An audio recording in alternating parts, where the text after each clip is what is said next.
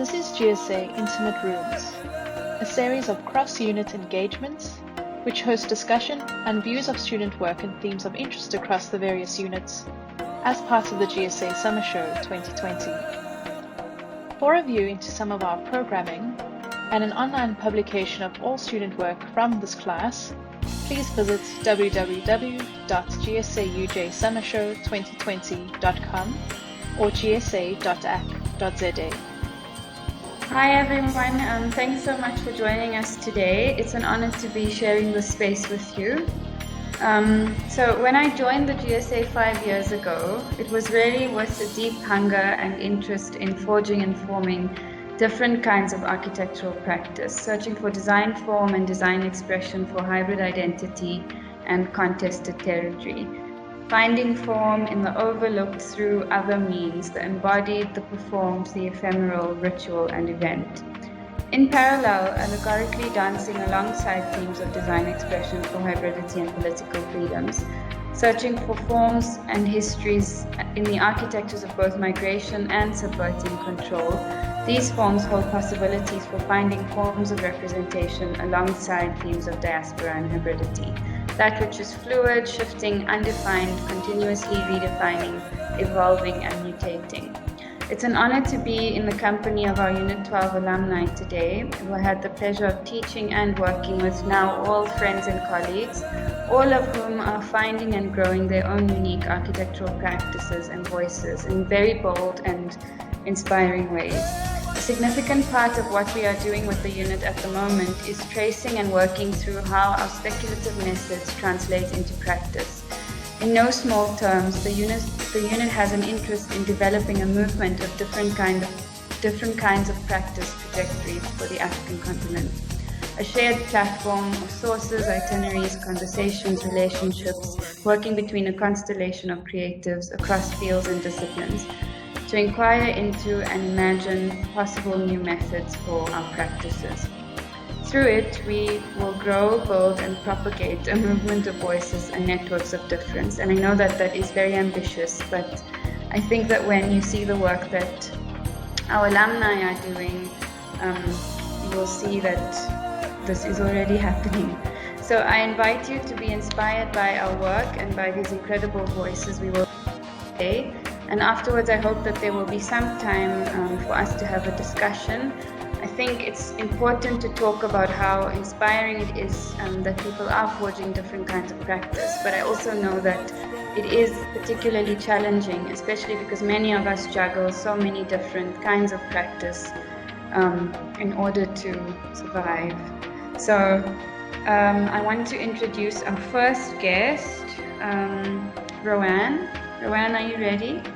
Hello, everyone. It's so nice to see everybody and good to see you, Samaya. I look forward to seeing everyone else's faces. So this is just a very honest and reflection of where I am and what I've been doing for this year. I'll start with some of the work that I've been doing with Lead Architects, which is the practice I'm employed with, and then move on to some of the freelance stuff. So this is a project called Albini Church, and it was built when I joined Lead Architects. But it's an amazing project that I got to explore from a competition entry point. We entered it for AfriSam, which we're still waiting to hear from. And it was just amazing because of a bunch of things. Firstly, it uses ram brick, which is an earth brick, which was made in the area from sand in the area. And also it looks at heritage in a very new way. So it's an extension to an existing church building that the community actually really loved and didn't want to break down, but wanted to extend. So it was very interesting looking at heritage being neighborhood specific. And also other things that I found interesting about this project was the power of landscaping. My employer Lead, Amanda Lead, reinterpreted a shed church in a really interesting and amazing way. And there was just a bunch of things that are amazing about this project.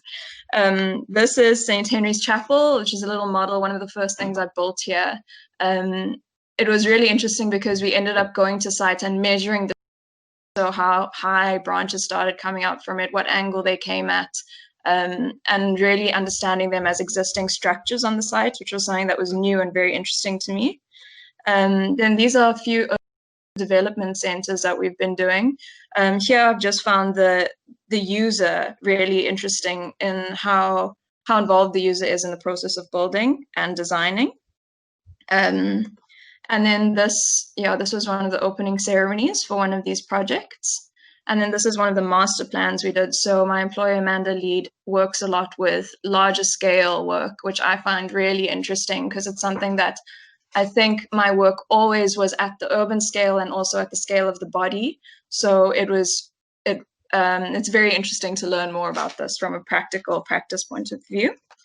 Then in terms of freelancing, I was fortunate enough to be a collaborator on the Funambulists 28th edition called Our Battles. So yeah, these were a series of drawings. I think there were about 20 something. And we basically modeled up 6 different cities. And I worked closely with the collaborators who were writing the text on this. And these are just some of the pictures. But I think for me, one of the most interesting things, I've been out of UJ too long. I said picture instead of drawing. Anyway, one of the most interesting things was this idea of the timeline, which is this text. So I wrote this as background work, and because we had Sumaya, I was influenced by her idea of the script. And I think this was the script to all 6 events. It's just so interesting, the types of actions that were categorized into spatial moments, and movements, and the relationship between a body and a space at a specific time. And I think at the end of the project, although I was quite happy with the product, I was way more interested in this outcome. And it felt like a first step for me for something else. I can maybe show you a few pictures of so this is the actual edition. Drawings. This is the edition, and really the texts are incredible because they're from people who are at the sites. So their firsthand experience, which is so amazing for event architecture, because you have to, the body is the mechanism through which we experience space. So to have someone who was actually there was incredible. Yeah, these are the drawings. But anyway, when that project ended, I really felt like it was a starting point for something else. How do I do this again? So I was reading more about Tshumi, who was a major influence in my thesis work as well. And just this idea that traditionally we think of ourselves in space, but we're in a bunch of things before we're in space. We're in language, we're in our bodies, we're in time, and then we're in space. And Tshumi says this: space cannot be dissociated from the events and movements of the bodies that inhabit it. In consequence, architecture demands new modes of notation to construct an architectural language capable of embodying the interactions between space, event, and movement. So this series of events or actions led me to try understand the body as a reference point. So Tshumi also says that any relationship between a building and its user is one of violence. For any use means the intrusion of a human body into a given space, the intrusion of one order into another. So this led me to categorizing the types of actions that happened in the Our Battle series from that timeline into parallel ways of reading space. One through our traditional architectural language. Examples include vistas, seats, surfaces, finishes, medium, floor level construction, and one through the body. So what is the way the body experiences the floor level? It's through feet, and there are actions that are aligned to that. What is the way a body experiences surface finish? It's either through hands or through arms or through skin. The way a body experiences seats is through the bum level. The line vision is the eye level. So basically changing the frame of reference and thinking about how I could write or talk about architecture in terms of the body. Oops, something's happening.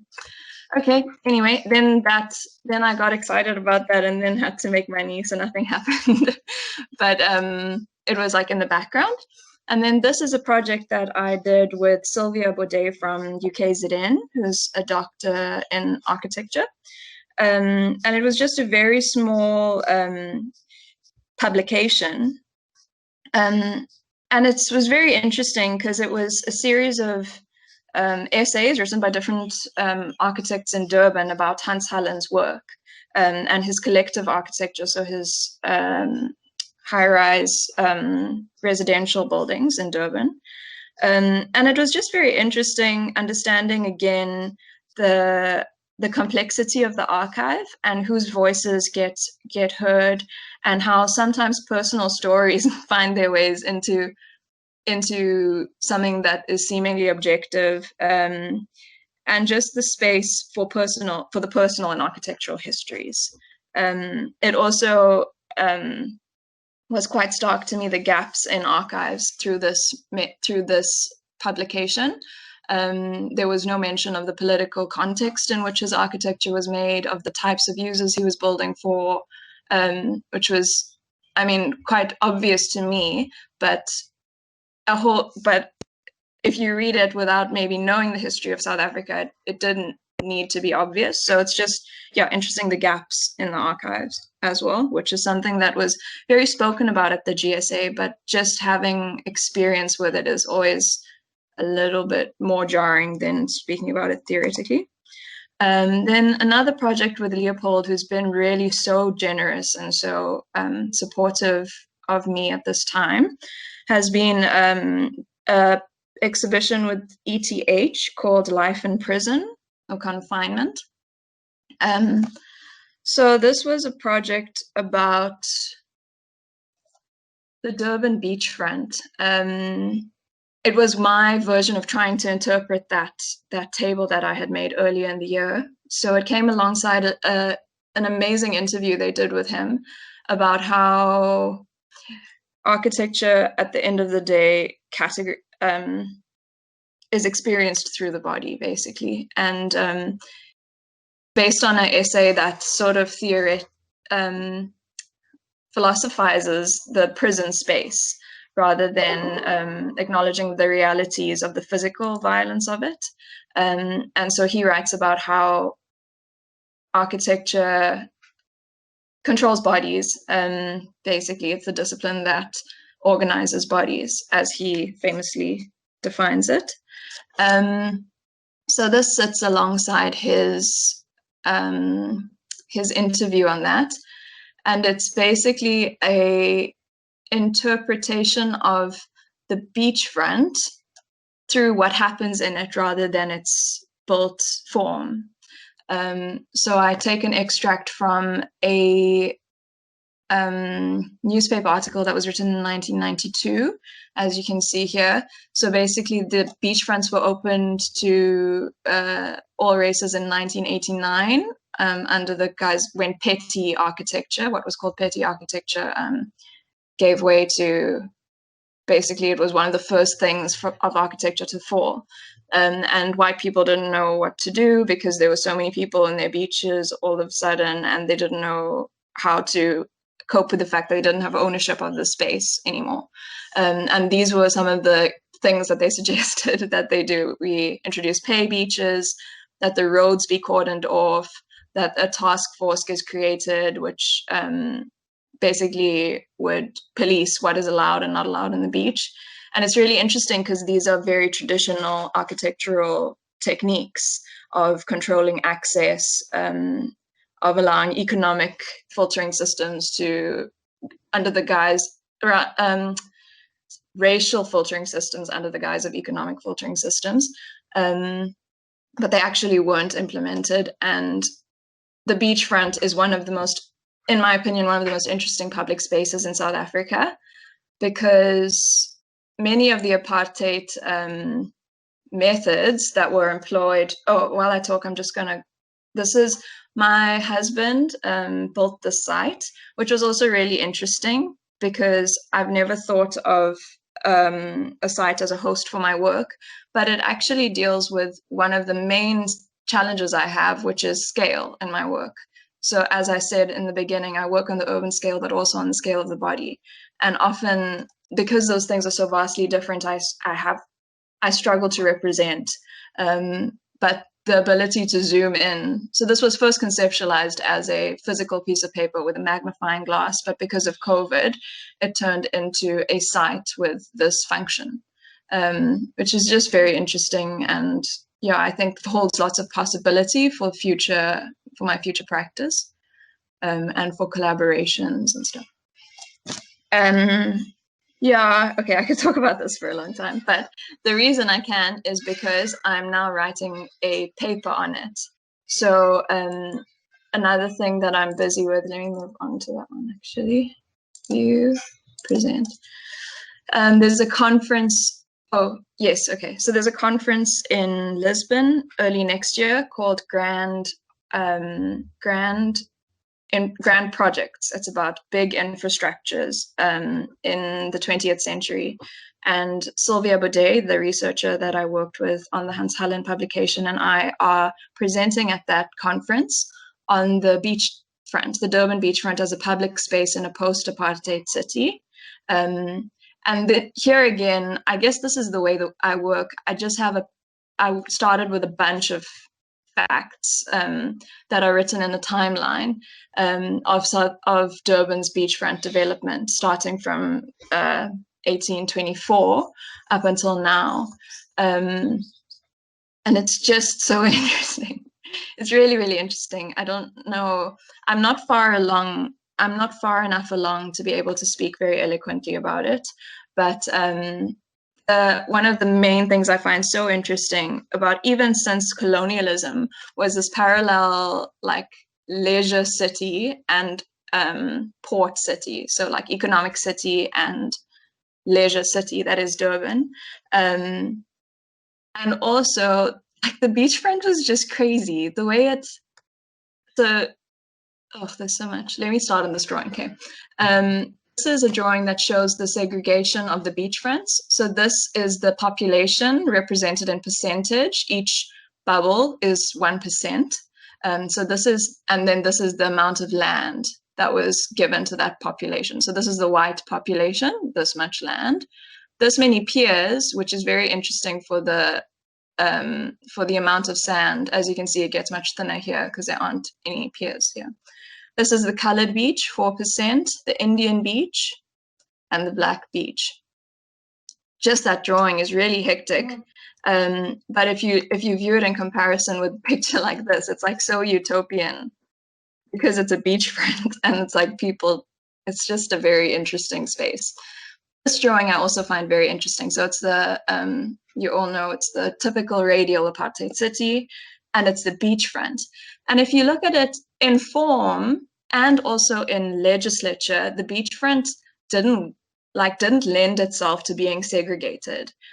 So the radial city works with strategies like limited access, buffer zones, on an urban scale, and then walls and surveillance on an architectural scale. And all of these things can't really be translated very well onto a beachfront, which can't have any walls on it because of the sand, which has one access route because it's a line. You can only access it with another line, next to it. And also, in terms of legislature, the Separate Amenities Act had to be amended for like 3 years until it could be applied to the beachfront. Firstly, because occupation of land, which is the language that was used in the Separate Amenities Act, was never applied to swimming. So they didn't know how to talk about swimming in a space. And also, land was referencing all land above a certain sea level. So basically, if you're an Indian person swimming in the sea and you happen to swim over to the white beach, they don't know what to do with you because you accessed it on the Indian sand, but you ended up on the white sea. But like, it's just a very interesting, like, absurd situation. And in that sense, you could say that the space resisted segregation. And I think in many ways kind of does the same now because of the nature of land meeting sea and the connectedness of that spatial condition. Yeah, so that's really, really interesting. I'm loving doing research on this. Also, even from varsity, from postgrad, I've always been interested in leisure. And I think also this is something, just a small note, that COVID has changed my perception around. I think I've seen leisure as a very political thing in the past. And really, if like the idea of rest in the time of COVID, I think has impacted me profoundly. And the necessity of rest for the human condition, like the right to rest, is such a profound thing. And it's actually, it just makes the politicization of leisure more heartbreaking. But pictures like this I've always found interesting because of what the Black presence means in these pictures of leisure for these white kids, you know, here. It's just so intense. I remember looking at a bunch of images from the online archive at Reunion Island and finding similar things that are just so hectic. These are some images from the archive by Signelli Architects about the leisure space of Durban and just how incredibly utopian it looked and how it was portrayed. It's very, very interesting. And then I've been teaching at UKZN design for third years, which has been really interesting, but I don't know how to talk about it yet. So the one thing I do think, the only language I have for it is that it's super pragmatic. And I just find it interesting going from undergrad, where I was heavily involved in fees must fall, to pragmatism now, and understanding them as levels of friction with an existing order. How pragmatism fits so well into the economic system, the materials that are built, the technologies that are around us, the types of management we have. Pragmatism is about fitting into the system as it exists. Fees must fall, obviously, was about overthrowing that system. So I just think it's a very interesting space for me to be in as I grow up. Yeah, that was what I had to share. Move here and come to the GSA. I mean, if you're worried about falling into that. Thank you so much, Joanne. I think it's so amazing to see how your work is translating. And I think that all of your ideas around the radio station, around even, I found it really interesting to hear you talk about the ocean and about bodies also starting to overthrow control in some way. And I think that reminded me very much of and even your drawing language is still there, this fine, beautiful, delicate, but so political, so powerful, so subversive. I'm sure we're going to have a lot to talk about in the discussion, and I'm also excited to hear you engage with your peers and friends in a little while. So next up we have Fred. Fred, are you ready? Hi. Hi. Yeah, I'm ready. I actually didn't prepare a speech, which is the worst thing that I could have done. But I'll manage. So this year has been quite wild. So since graduating, I haven't been able to find a job.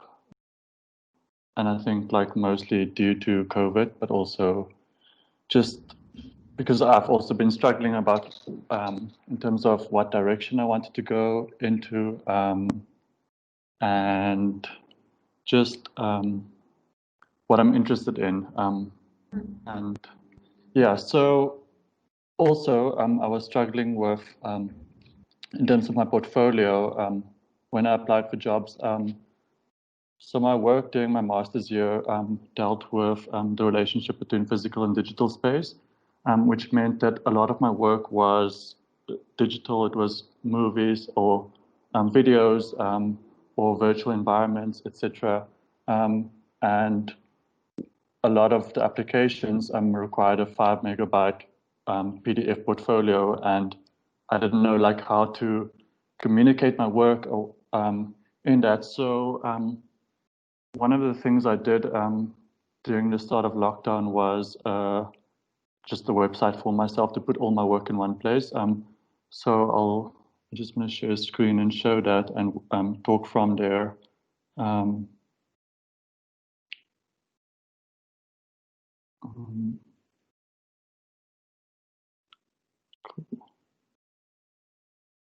you see the screen? Not yet.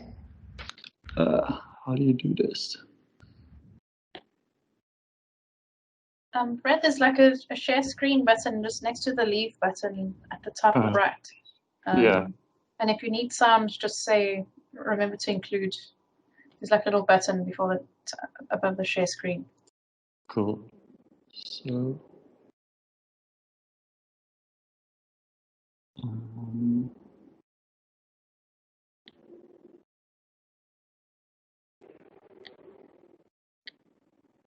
You can see my desktop.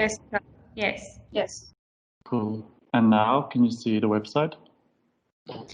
No. I think you must drag it a little bit. I can see the corner of it. Oh.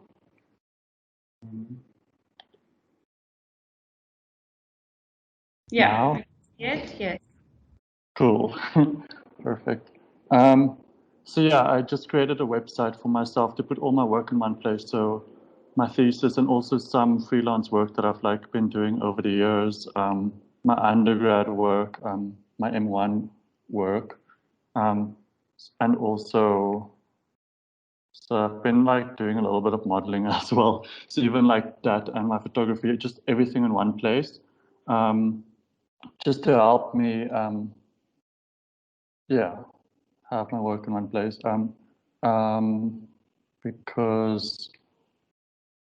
Because my work consists of videos and websites, etc., and things like that, and I needed to showcase everything like that, and also, so I've used a very Unit 12 method of categorizing my work, which is the ways that we work in Unit 12, or ways of drawing, methods of making that we use.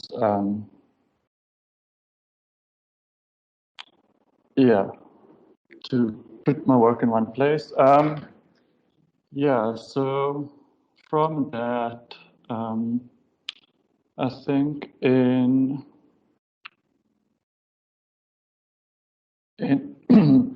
in April this year, Sarah in Unit 18 invited me to be a speaker at the Dialogues of Dust. I've been freelancing this year, which wasn't really by choice, but only because of it was the only way. This was one of the first things that I've done, and kind of developed my own work and my thesis work at the Dialogues of Dust seminar. So basically, the Dialogues of Dust dealt with how do we do. Sorry. No, I wanted to say you can play it for us if you want. Oh no, it's a pretty long video. I know.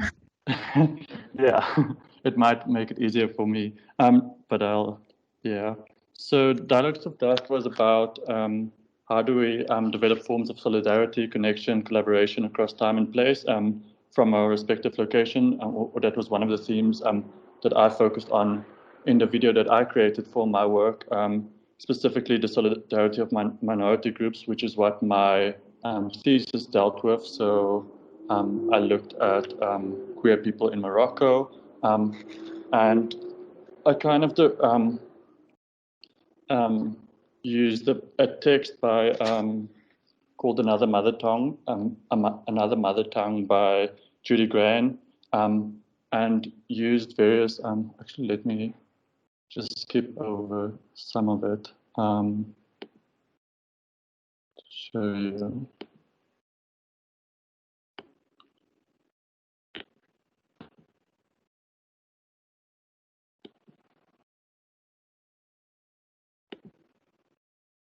So I'll show some of it. So this is the video, it's 11 minutes. And the pink triangle, the lambda, the color lavender, the words dyke and faggot, colored hankies, the rainbow flag. These are all symbols of LGBT lives. I don't know why the video is not working. They transmit a myriad of meanings from one gay person to another, relaying information which is part of the underground queer network that keeps our subculture alive. We use them as a language, a way of passing along information and symbolizing our identities. The symbols we use often come from the past and have a deeper significance than to broadcast I'm one too. Everybody. Now you want to know the animal, you want to know there's nothing anybody can do about it. Not the powers of the law. The need for a system of codes to identify. So yeah, I'll just stop there. So yeah, this really helped me to sort of get closure from I don't want to say closure really, but I guess closure is the best word that I can come up with right now. From my master's year, my thesis year, it felt like I finalized it, and it just, although it is like a body of work that I want to carry on developing, it felt like it was done. Like, because when I finished at the end of last year, I kind of like felt a little bit lost, and once I did, it helped me just express like what my work was really about. So yeah, that was that roughly.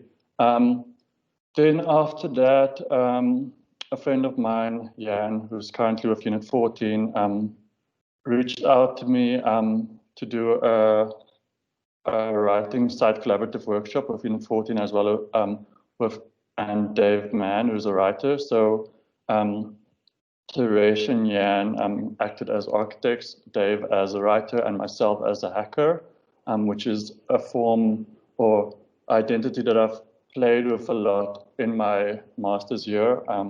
The hacker or hacktivist, so like an online activist, and kind of, so this was at the beginning of lockdown, and Unit 14, the students were struggling to engage with this site because it was lockdown, and a lot of them had like physical sites, so they weren't sure how to approach the site, how and how to access, well, how to look at the site from a distance with the tools that they had. So I kind of based the workshop that I presented on John Berger's writing, Ways of Seeing, and kind of played with the idea of new ways of seeing through the digital gaze, our phones, and categorized. So I did like various like little exercises with the students. So one being, and the themes being powered by Google, powered by Facebook apps, writing and language, quality and output, information, and yeah. So for instance, this is just some of the work that we've done.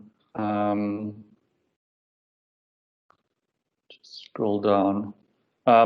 For instance, I asked them to go onto Instagram and search 3 keywords that relate to their, in the abstract, it relates to their project, and see what comes up, and just new ways of looking at their work, for instance, Instagram, or finding a Facebook event that relates to their project interests, looking at Google Maps, finding glitches on Google Maps where their physical site might be. So just various exercises. I'll just scroll through these briefly.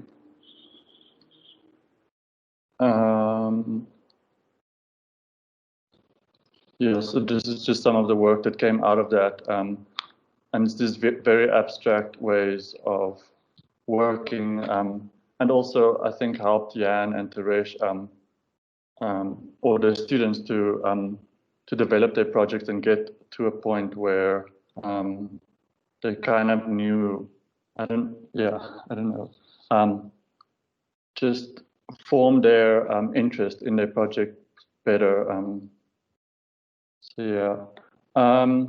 Then after that, I was invited again by Unit 18 to present my work, this time focusing on passages, borders, mobilities, where I focus specifically on the multilinear narrative that my website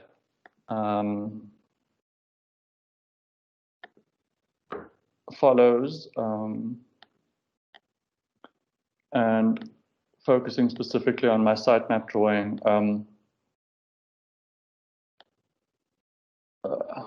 Need to download that. But yeah, focusing specifically on this drawing, this multilinear narrative, narrative that the website that I created during my master's follows, and why that was necessary in my work. Also, yeah, and how it relates to queerness, which is a big important part of my work. Yeah. And then so other freelance work that I've also been doing this year is like really random stuff. So I've been like, for a month, I built a model at Mpeti Moriele studio, because it's a gig that I got through a friend. I also did like random security camera drawings for another friend, because it was something that came my way, and it kept me busy during this time. And then about in August, Tandy, who has worked with Unit 12 quite a bit, invited me to, let me open this,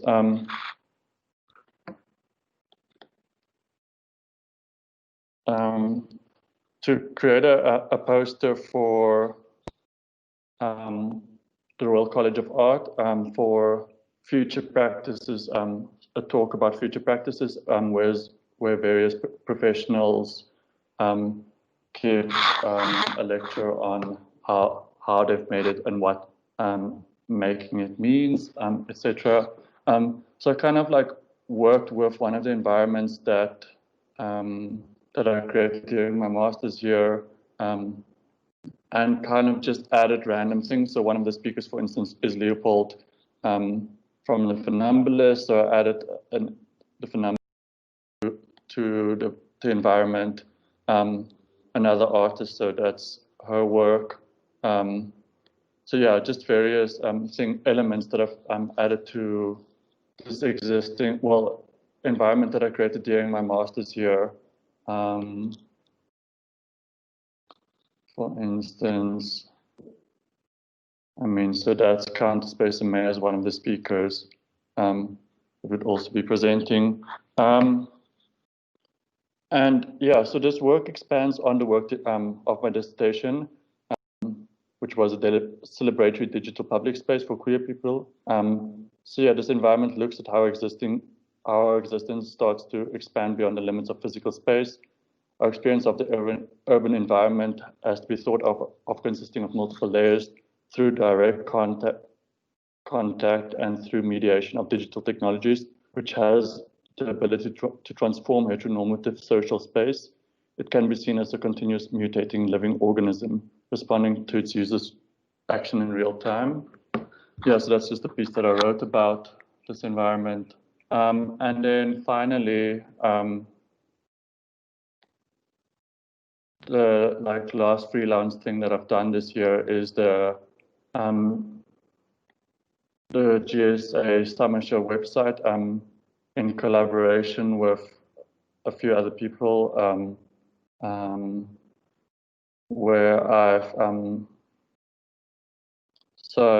put together most of this this website, as you see it here. So this being Unit 12 work, and I mean, I'm just going to go to my own page that I've created for myself. Yeah, so the website holds all the students' work that has been done this year and is part of this summer show. Yeah.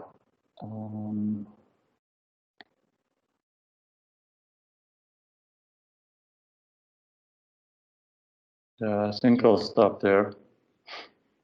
Thank you. Thanks so much, Fred. I know it's been an incredibly difficult year, and I think we also will talk about, the difficulty of this year in particular, but also the difficulty in finding ourselves in practice. But I know we've talked about this through the year, and I must say, just looking at everything you presented now, I am so proud of how brave you are in keeping at what you do and who you are, because you could easily go into an architectural practice as well, and I think you know that. Yeah. So it's amazing to see the flame, and that you're carrying it. And Very small. no, it's not very small. It's also 2020. It's not. Yeah. It's. I think it's a particularly challenging time on top of that. But just to see also how your thesis interest has developed and grown, and that you've really carried it and carved something completely unique, I think is very inspiring as well. So looking forward to talking about that. I know that Tanya's having connectivity issues. Tanya, I don't know if you're there. Tanya?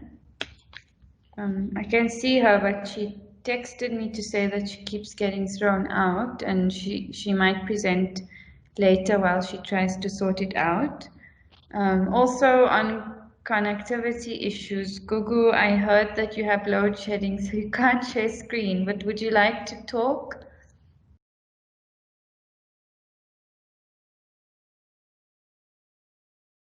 Can't hear you. I think your mic is muted. Is that fine? Yeah, that's better. Okay. Hello, nice to see you. Nice to see you too. Sorry, I'm in my car because that's where I can get the best connectivity. And I feel like the irony when you spoke about 2020, I'm just like, this is perfect.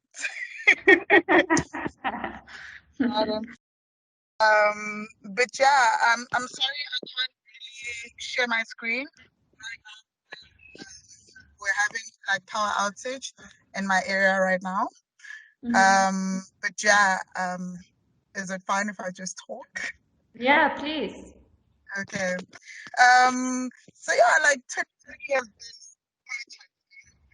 Google, just watch that you don't hold the microphone. I know it's difficult because you're on your phone, but it gets soft sometimes. now, but better. Yeah, that's better. Okay. All right. Sorry. But yeah, I feel like this whole stream is like a testament to the whole year, but there was still some positivity that came out of it.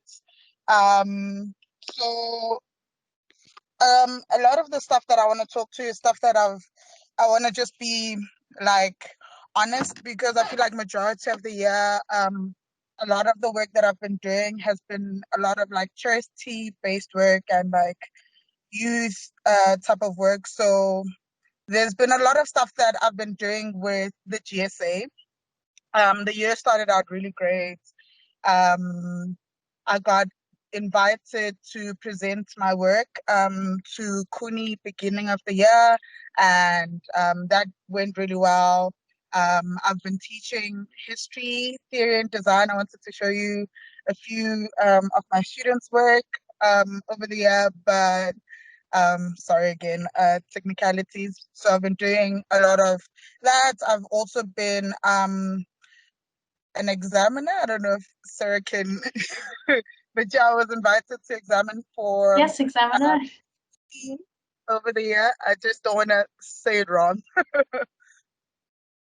But yeah, so there's a lot of the academic stuff that has been happening on the side. However, I feel like I'm more drawn to speak about, because of COVID and because of the break and because where I am mentally and emotionally and what this year has taught me, I think I'm more to talk especially to what I've been doing. So my dad is a pastor.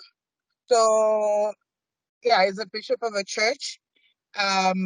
And immediately after graduating, he called me back home in Nelspruit to do a lot of career and youth-oriented thing. So we ran a few workshops for career explorations for the youth, which, because of my thesis and focusing on women and children, I felt like was a project that was very near and dear to my heart. But that, unknowing at the time, prompted me to do further stuff like during the year, especially during COVID. I feel like a lot of it can be classified as charity work, but because I knew I was struggling, so I came back home because the pandemic and how it affected all my company. They had to downsize, salary cuts and the likes. And we in the company do a lot of government work. So we do a lot of schools, we do a lot of libraries, RDP homes and the like. So um, transitioning into working like with the community was not really hard for me. So we ran a few workshops late last year with my dad, focusing on career development, where we want to find out what the youth, especially in the church, was really interested in, which is really cool. And then when the pandemic started, I came back to Joburg again. We tried to continue that type of work where we were working with the youth and busy with food parcels and going out and really connecting with the community, because it was really a dire time for a lot of families. So we'd cook a lot at our church, and we'd hold these small gatherings almost for especially the youth, especially for students that were in matric that needed help.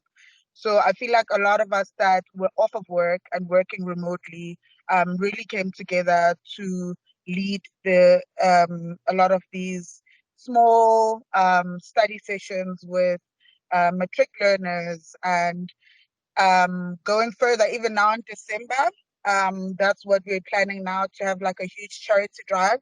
The not this weekend, the weekend of the 13th.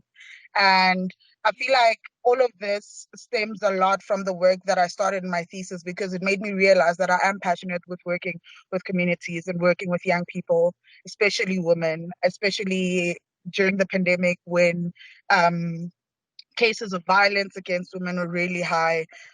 So just to give people a bit of an excuse to leave home.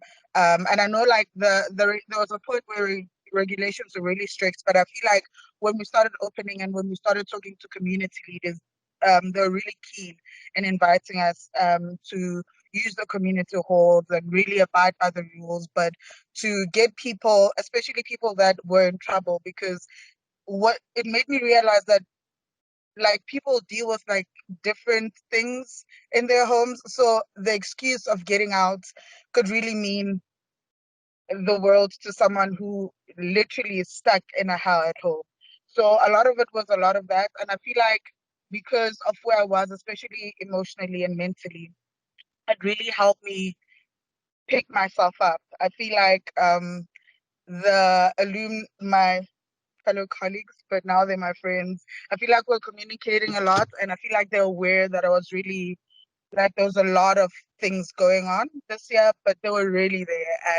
And if anything, TALK really helped me personally, like, pull through during especially COVID. So the load shedding, it's sweet irony. It's like, it's really, I'm joking, it's better. But but a lot of the work that I've been doing this year is really community based, and I feel like it made me happy, and it really helped us push through. I think I've said a lot. Oh, good. That's amazing to hear. I think also for me, what is particularly pertinent to highlight that is a huge feat is that your work is deeply speculative, it's performance-based, but of course it's also extremely political. Your work was last year about the body of a woman, and I'm sure everyone on the call has seen your films. They've also been widely propagated this year. But I think I think that, you know, your work is deeply political, and I think that what's so amazing is to be able to see, and for, I think, everyone who just heard you speak, and something we say very often, that, you know, it's not to say that deeply speculative work is not a form of social and spatial justice. It absolutely is. And to hear that you are finding your way in intertwining these worlds is really, really incredible. And amazing to hear. I'm also thinking that there is a new kind of community practice developing in you. I'm thinking a little bit of Tandi's performative work or performance work with communities as a way of mobilizing and a way of you know, activism, speaking and advocacy also against injustice, against the way that tender systems are set up, against urban issues, and I think that there's something really interesting, because your work is also a form, like, it's also collaborative, and your stage presence, I think, and your spirit, even though you are sitting in your car and you didn't show us anything, but I think through your voice alone you also are conveying the amount of spirit that you have for this work. So that's really beautiful and inspiring to hear as well. Thank you. Thank you. And we'll chat after this. I saw Tanya drop off again. Heidi. Hi, I am here. Sorry, I'm having some issues with my Microsoft account. I'm using someone else's at the moment. So I'm going to be quite honest about this year. It began, I was extremely fortunate to begin the year with a full-time position as a candidate architect at MMA Design Studio within Petty. And I think it's really quite amazing to work for him, because I'm in awe of him almost all the time. It's such a privilege to work at a company where the founder and the owner values the creative process, where they are so open-minded, where they design with meaning and intent. And I think what's really surprised me coming out of university and coming out with a master's is being asked, well, what is your opinion? What do you think of this? And I think for me, that was something that I was not used to, but also really rewarding in a sense. Also, what's nice about working at MMA Design Studio, because Mpeti is so open-minded, I'm sometimes asked to put together some montages that I did in my thesis here, like during the design process. And at the moment, we've been working on a building at Sol Plaatje University in Kimberley for the Department of Archaeology and Paleontology, which has been quite interesting as well. I simultaneously had a position at the GSA as a postgraduate tutor in architectural history and theory with Dr. Huda Tayub, who is just brilliant. The position for me was quite challenging because I myself felt like a student. Just being 1 year above the M1 students, I felt like the things that I was facilitating or talking about was also new for me, and I felt as though I was learning all of those things as they were learning it, which was very challenging but also quite amazing, because it felt like I was still at university and I was still constantly learning. I think things got a bit more challenging as lockdown happened. I think especially with trying to teach or trying to facilitate learning remotely is really hard. I feel like there's a lot of elements that get lost. Like, for example, if you were physically with someone teaching, you would be able to pick up on their tone of voice, on their gestures, and I feel like a lot of that stuff got lost. So I think it was a really challenging year for students and for M1s and for M2s. And to be honest, I don't know if COVID had to happen last year in my M2 year, whether I would have been able to handle it and to pull through. I think that would have been really hard.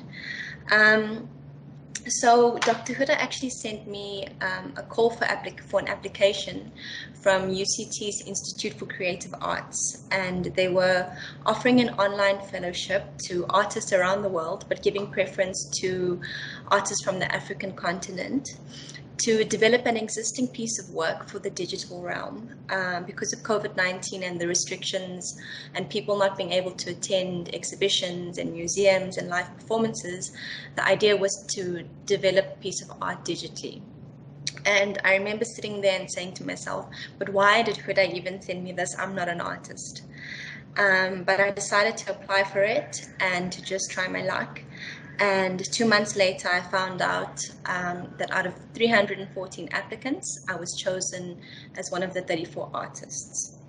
So I'm going to take you through my website. I hope that it will work.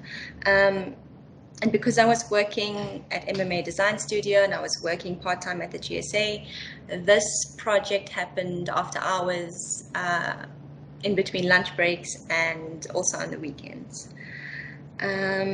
So let me try to share my screen.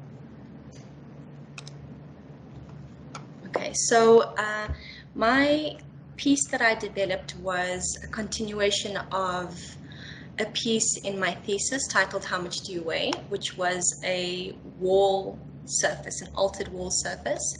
And this references the weight passage found in castle and fort typologies along the West African coast, where there were castles and forts, and the reference or the idea was that slaves had to pass through this extremely narrow passage in order to determine whether they were thin enough, starved enough, and therefore light enough to be loaded onto the ship. So this passage was a determining factor of that. So this is my website. The title's How Much Do You Weigh? And you begin. And this video is actually, I'm not going to play it now, but this video is the piece that my work is based on, the piece from last year. And you get to this page that asks you, how much do you weigh? And the idea is that it is meant to be uncomfortable, because it was an extremely uncomfortable experience. And you get the option of choosing light, medium, or heavy. So I'll choose the medium one. And this was really my intention with the piece. And if someone wanted to fully understand the kind of impact that I wanted to convey, this was it. So to fully immerse yourself in alignment with the artist's intention, please experience this piece in the following 3 ways. 1, in a completely dark space. 2, with the sound on using headphones. And 3, completely nude. And this is a quote to give like the first time user an indication of what this piece is about. And it reads, 400 years, 39,000 voyages, 2 million bodies under the Atlantic Ocean. So you click to enter the weight passage, and so each category, light, medium, and heavy, has 9 instructions. So the idea is that you click on each instruction and an imprint occurs. So I'll just do maybe the first 2 to show you. So this one says right elbow. It's the right elbow, direction is right, and the action is push and drag.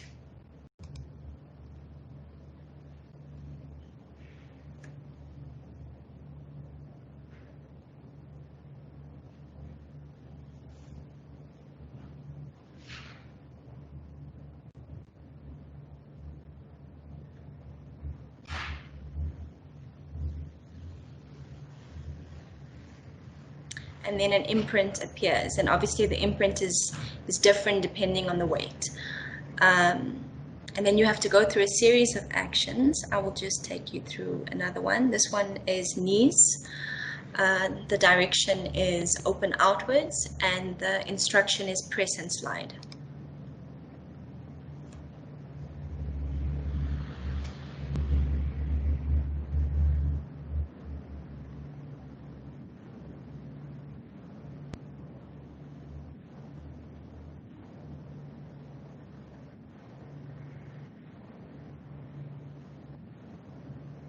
Okay, so the idea is that you go through all 9 instructions, and depending at the end, depending on your weight, if you're light enough, then you will pass through the passage. If you're medium or heavy, it would probably take you many more days to achieve the required weight to pass through the passage. I'd just like to play you a quick video. It's a 2-minute video of the ending, that's what you will see at the end of going through all these instructions.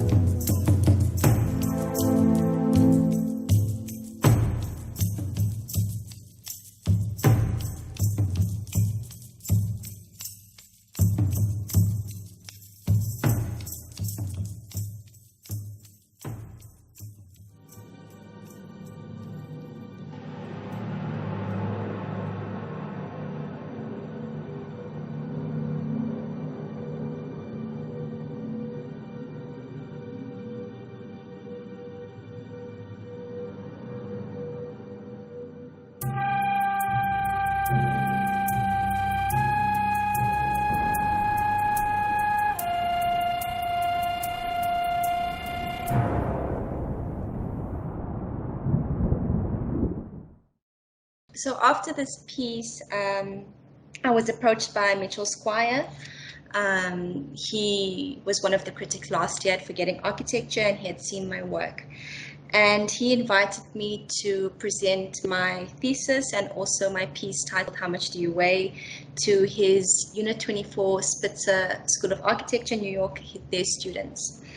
And I felt really honored and actually very emotional after the talk, because the students were extremely attentive, very engaging, and they asked a lot of challenging questions. And I think it was just such a privilege for my work to reach halfway across the world. And I think also a thing that's been good about the situation with Zoom calls and Microsoft Team calls is that I feel like your work reaches like an individual person, and it was really, really good. And Mitchell actually raised the question to me, and he said to me, so now that you're an artist, what's next? And I haven't even thought about that, because I haven't even considered myself to be an artist in the first place. So the discussion with him was quite interesting, and it raised a lot of questions about what is next for me. And then finally, to end of this year, I've been nominated by the GSA for the Archiprix International 2021 Biennale competition, and for my thesis, Casablanca, the Port of Homes.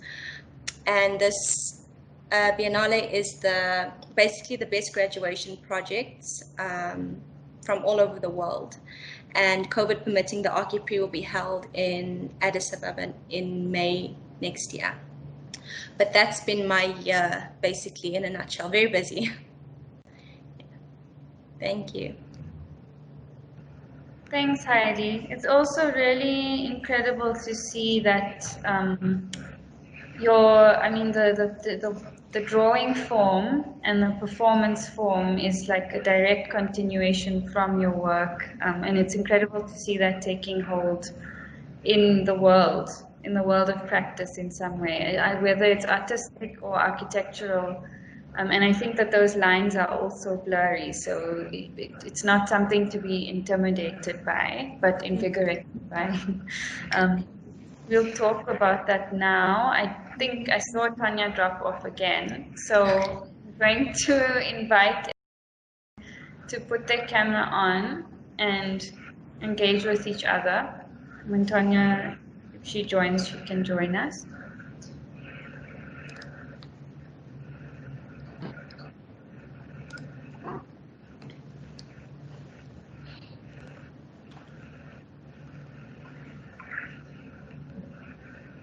So nice to see you, friends.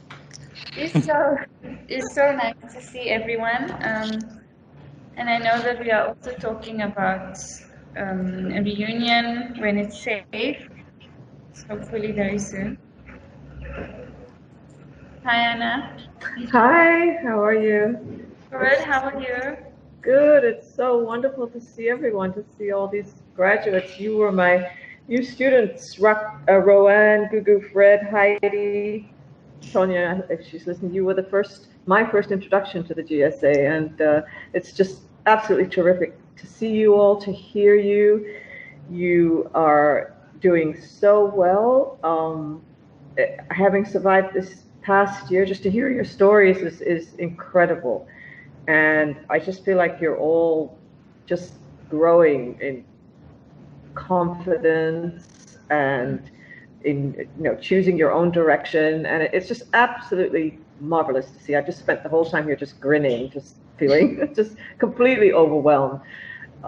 Thank you so much for putting this together, Sumaya and Sarah, and for sharing your stories and all your vulnerabilities and the sort of intimacies that you're discovering about yourself, and how to connect with the world. It's really wonderful. Thanks. Thanks, Anna. It was really so lovely to have you last year and to have you impact our work. It was really amazing. And I remember us missing you, I think, as soon as you left. It was such a short, brief, but it made a huge impact on me. It just sort of, meeting you students just sort of sealed the deal as far as I was concerned with the GSA. I just came back and just raved about you all. Said I just never met anything, the kind of energy and commitment and dedication I had just never seen anywhere. So yeah, you guys are amazing. And I hope that we'll be seeing you around the GSA for a long time to come, I hope, unless your amazing careers take you off to unknown parts of the world, which it might. So, but it's wonderful to see you're still in the orbit. That's just fabulous. Yeah. I think it's so interesting, Anna, because one of the aspects of, can you guys hear me? Yeah. Yes, and see you. And one of the aspects of our work that you came in specifically for was the realization, which I think is something we're struggling to understand now that we've graduated, and like the different forms that realization can take. And yeah, it's something that really has stuck with us. I remember when you left, we had like a session in the studio where we were like, no, why does she have to go? I know. Really, yeah, you really impacted us. So thank you. Yeah, you impacted me too. It was completely unexpected for me that I sort of bond with you, all of you, the way that it happened. It was amazing experience. And it's just amazing to see you all. It's just your work is just absolutely, Roanne, what you're doing is just astounding, really. Just to see how you're thriving and blossoming and your passion and excitement about it, and how you're actually managing to find, a path and a correlation between your own aesthetic and as you're developing that, and the sort of realities and the pragmatisms of the world as you so rightly describe it. It's really, really inspiring, and to just encourage you. Yeah. Absolutely. I think also on the theme of realization, to draw on Anna's input into all of our works and worlds, it's also, I think, important that you do push whatever you're doing at the same time that you're doing whatever else you're doing, which all of you are doing. And I just want to encourage you and say, keep doing that, because I think that what we can hope for is that the less tangible work filters down into the other work. And I think for me, at least, I've been able to see that in teaching practice, how it filters down into practice work, but also even if I think back to my thesis, which was heavily misunderstood at the time, or, you know, the kind of work that I was doing that was very fragmentary and really, really searching and struggling with finding design language and working across like all of these different media, there are ways where this does start to hopefully filter down into practice, but it's important that you don't lose that, because it's like speaking, it's like a language. And if you stop practicing it, you also start to lose it a little bit. I know that we've spoken over the year, all of us in varying degrees. I've spoken quite a bit with Fred about this, about the struggle of finding a place in the world after, you know, being in the incredible environment that the GSA is, and the space that it gives us to explore different. And I'm wondering, all of you touched on the challenges of that, but I'm wondering if any of you want to talk about that a little bit more. Are you enjoying it? Are you enjoying practice? Or Fred, are you enjoying the kind of freelance work that you're doing? Rowan, you spoke also when you were speaking about the mapping the trees, I really was smiling because I think that is also very you, and I found it really interesting that your world of, you know, understanding things at the very minute detail and this very analytical mind that you have is also finding a way to find form in very pragmatic practice. So yeah, I was just wondering if any of you wanted to say anything about that. Sumaya, I think that you have set the example for us. I think that's from the start, especially from how hard I think you're just a hard worker in general, and I think we've just been witness to that from the start. And I think that's also inspired us. And I remember having so many conversations, and I think my biggest kind of worry was leaving masters and just like being average. Like, I think that was a worry for me, and just doing like normal work and just losing everything that we learned. And I think we've all found it in little ways, but it's because you've inspired us to do so. Yeah, no, that's true. You're making me feel very shy because I don't feel like it's very, very true. I thank you, Sarah, every day. I'm so lazy. Well, not pushing. No, Heidi, you certainly don't have to worry about being average. And I'm so glad that Huda saw the artist in you before you did, because your project is you know, how much do you weigh is really astonishing, really wonderful piece. Thanks. On that also, maybe like the definition, Heidi, you talked about struggling with this idea of the artist, and I think all of you are practicing in very different ways. And do you think that there is space for what you're doing in practice? Do you feel like it's coming? Yes, I do feel like there is space for it.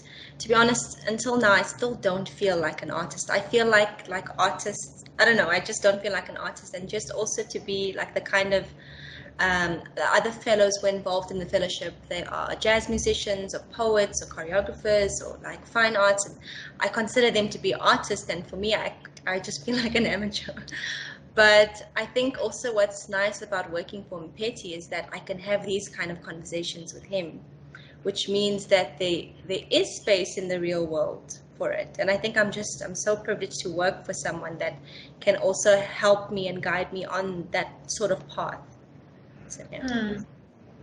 I think all of you are artists, all of you, all all four of you, Tanya also, she's listening, everyone in the unit actually, over the 5 years, everyone is an artist. But what's more exciting is that you are able to wear and hold and carry the title of architect, but in an expanded way, in these different ways that you practice in. And I think it's also, we were talking about this yesterday at the GSA staff end of year. It's also really important that you are an architect and you are able to work. It's your specific skill set and your specific tool set that is allowing you to practice in this expanded field differently, which is really incredible to witness in all of your works. And where in the world is everyone at the moment? And where do you see yourself in 2021? Geographically and spiritually and every other way? Well, I'm still in Joburg. I think the question that Mitchell raised to me, which was what's next, just like scared me. So I don't know. I think it also inspired me, but I think it really scared me. It's like, you can't just do this, like what is next? So to be honest, I haven't really figured it out yet, but I think it will come with a bit of time and more thinking and more crits and more talks like these, which I think are really missed in the time of COVID. Me too. Guys, I'm so sorry I have to leave. But it was so nice to see you guys. It was so good to see you. And I think I definitely agree with Heidi's last sentiment that these, like, just being where everyone is so like life-giving and encouraging. I do think I'm going to be in Durban for the foreseeable future. So please, guys, come visit me. And do fun things. There's fun things in Durban, I promise you. We'll come on a research trip to the beachfront. Okay, cool. I would also love to come to Joburg soon to see you, and I'm sure that I will. Love you lots. You too. Bye, everyone. Bye. Gugu and Fred, before we go, do you want to tell us? Next year. I feel like for the longest of time I've been like staying away from like community type of work. But I feel like, I don't know, this year it was the one thing that was sort of getting me out of the house. And I'm really, really excited because, I mean, also academically, it's been giving me like a lot of like ideas as well about how I want to expand my work, like, and maybe like localize it, because a lot of my work focuses on folklore, and I don't know, we focused on the Moroccan setting, but also like it's very interesting to see like the patterns that can be revealed in like my immediate surroundings as well, and like how those hauntings and traumas are like coming up. So I feel like I'm more excited about 2021. I feel like 2020 was really hard for me. It really was, genuinely. But it's nothing that I can't pull through, and I feel like next year will be a lot better. So I don't know what to say.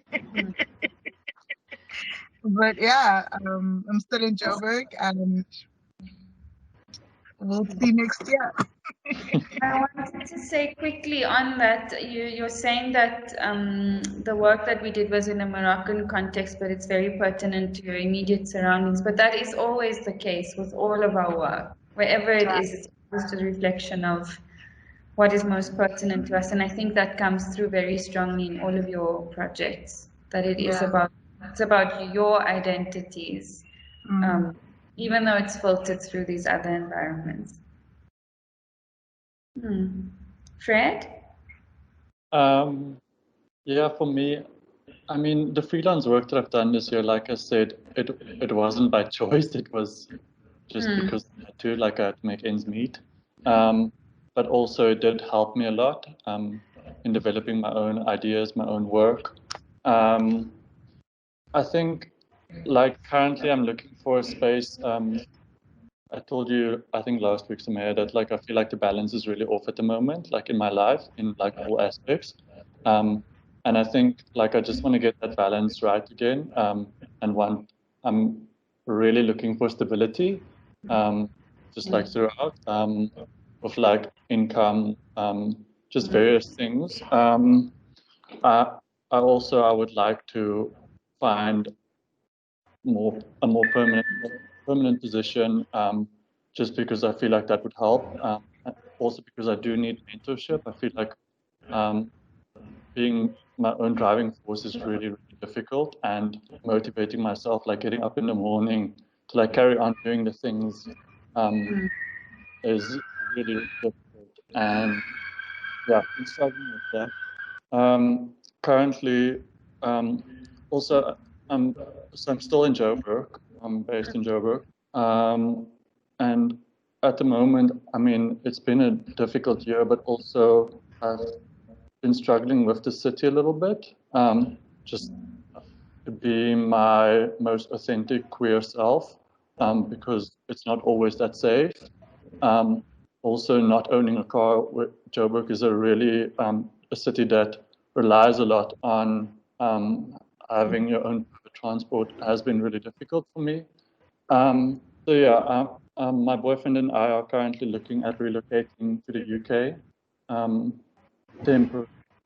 For me, I'm looking at possibly a 5-year like plan.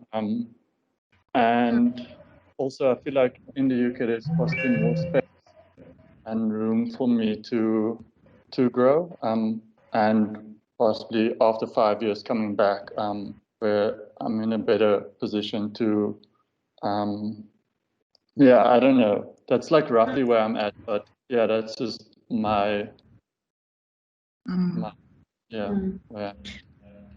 I think the struggle is very real, Fred. I think I've felt this way that you're describing when I finished studying as well. And I think this year I felt it all over again, if I'm honest, with 2020, and so you know, things having to change and us having to adapt all the time. So I'm really, I think you shouldn't be disheartened by these challenges. I know it's hard, and I think that we romanticize as well.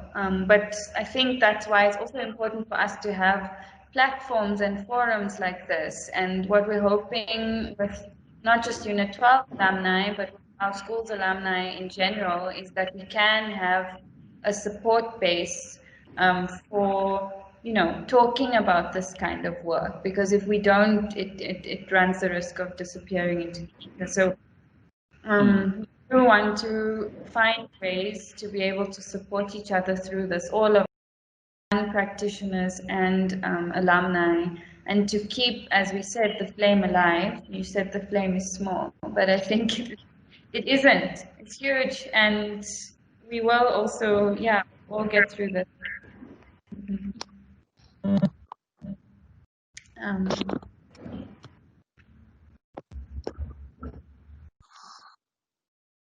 Thank you, everyone. I think we have to close in 2 minutes.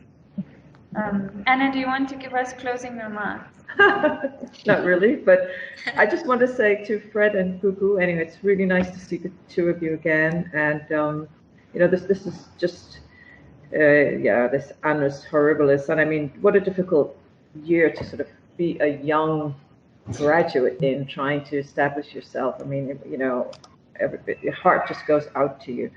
But you both just, you know, project such strength and honesty about the difficulties, and it is difficult. And I just want to say that, you know, what I remember from both of you, from your work, in particular, you two, you took such a risk with intimacy and vulnerability, and really putting yourselves in, you know, in that light, presenting your work in that light. And it was really incredibly brave. And I can see, you know, even as you speak now, I mean, I can still see that thread sort of continuing even with your struggles. So I just hope, encourage you to remember that and to realize that that's a strength, whether you go, whatever you do next, to, not lose that quality that you have and that quality that your work has, and it will inform whatever it is that you choose to do. So, it's really good to see you. Thank you. Thank you, everyone. It's been an honor to be in conversation, and to many more.